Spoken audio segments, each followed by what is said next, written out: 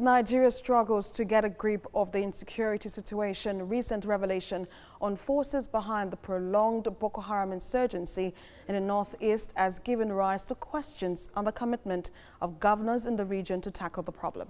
Nigerians are still reacting to comments from former CBN Deputy Governor Badayami Lafia, alleging that one of the northern governors is the commander of Boko Haram.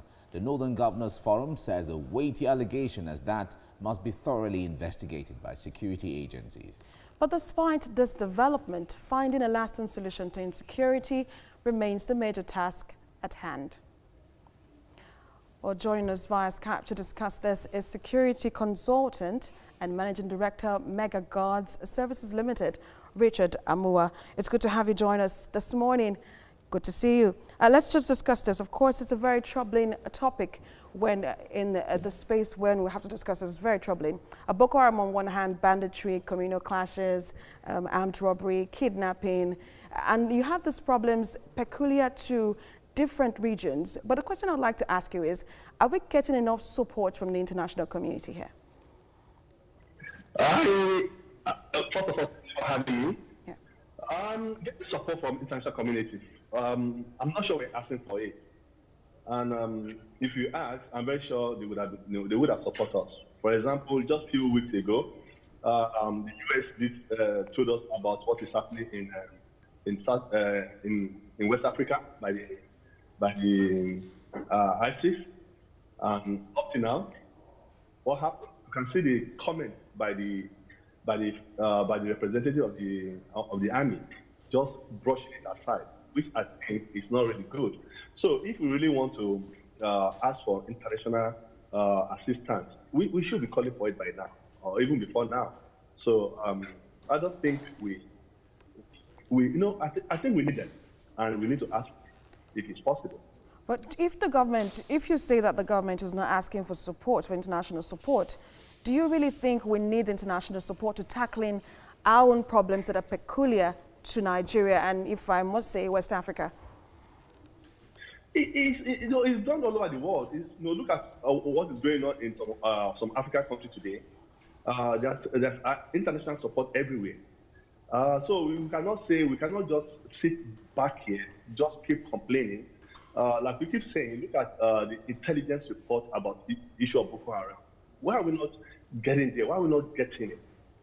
But for me, I have advocated the fact that we should ask for it. We should go to Israel, go to America, go to Great Britain, whatever it's going to take for us to get this insurgency out of from our country.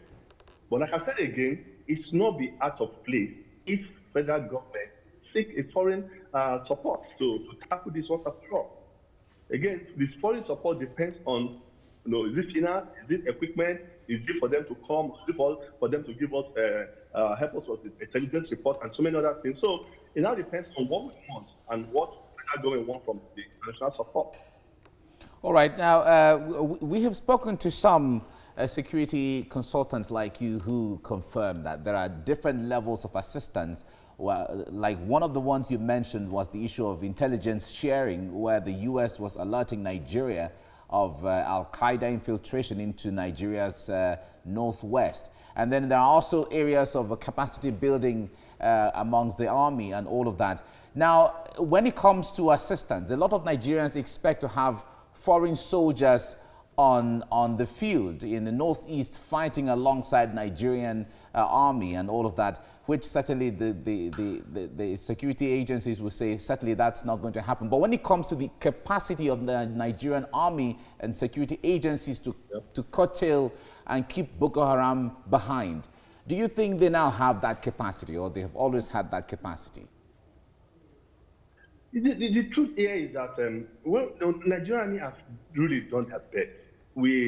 Sometimes I come on forum like to say that I think for Nigeria. Let's be sincere with ourselves. No, really be sincere with ourselves. Look at for how many years right now as this war has been on. 10 years. I don't know. 10 years. You see, we have said this time without number. You can't continue the same thing and try to get a better result. Nigerian army have really done their best. They've tried their best. Again, what is the next way forward? That's the question. Mr. President, I've been having meetings upon meetings with the service chief for the past couple of weeks because he's concerned about the situation. I would not expect Mr. President to go to the war front to go and fight on his own. It's the army. And again, I'm saying here that we need to get whatever help it's going to take to do this. You see, I think it's obvious to us right now to understand that this war is just beyond, sending equipment, just sending the army. There's a lot to it that we need to sit down and ask ourselves. That's why when anybody comes up on any of the forums to say something, let's not just brush the statement aside. Let's investigate and say, what is going on? Is it political? Is it economical? What is the problem that for 10 good years we cannot resolve a security situation in part of a country? So that's why a lot of security consultants, a lot of security experts have looked at the situation and they keep asking the same question. What way and how do we go about this? Do we resolve it locally? Do we go with the chiefs, with the community? Do we sit down with them and discuss what's forward?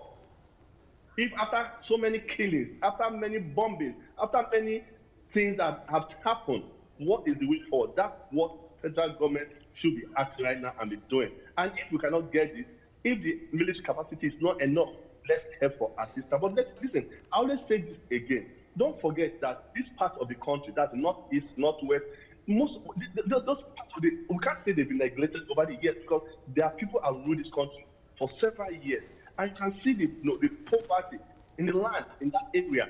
So do we say, let's provide a job for them, let's provide money, let's provide things for them, but I just will help them out? So you see, it's so really disheartening to see what is going on today in that part of the country. All right. We have to leave it here now. Thank you very much, Richard Amoa, for your time on the program.